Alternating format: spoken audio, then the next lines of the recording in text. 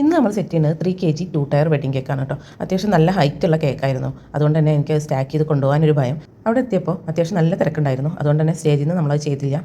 ഭക്ഷണം കഴിക്കുന്ന ആ ഒരു ഏരിയ ഉണ്ടല്ലോ, അവിടെ പോയിട്ടാണ് നമ്മളിത് സ്റ്റാക്ക് ചെയ്തിട്ടുണ്ടായിരുന്നത്. അവിടെ നമ്മളെ നോക്കി ഇങ്ങനെ നിൽക്കുന്നുണ്ടായിരുന്നു കുറച്ച് കാറ്ററിംഗ് ബോയ്സ്. അങ്ങനെ അതൊക്കെ സ്റ്റാക്ക് ചെയ്തു.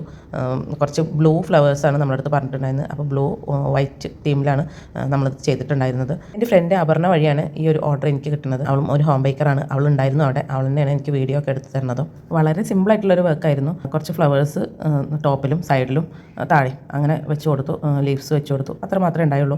എന്നിട്ട് പിന്നെ സ്റ്റേജിൽ കൊണ്ടുവയ്ക്കുകയാണ് ചെയ്തത്. നമ്മുടെ വർക്ക് ഏകദേശം കഴിഞ്ഞപ്പോഴേക്കും ഒരു ഭാഗത്തുനിന്ന് ഫുഡ് കഴിക്കാൻ തുടങ്ങിയിട്ടുണ്ടായിരുന്നു കേട്ടോ. എല്ലാം കഴിഞ്ഞു.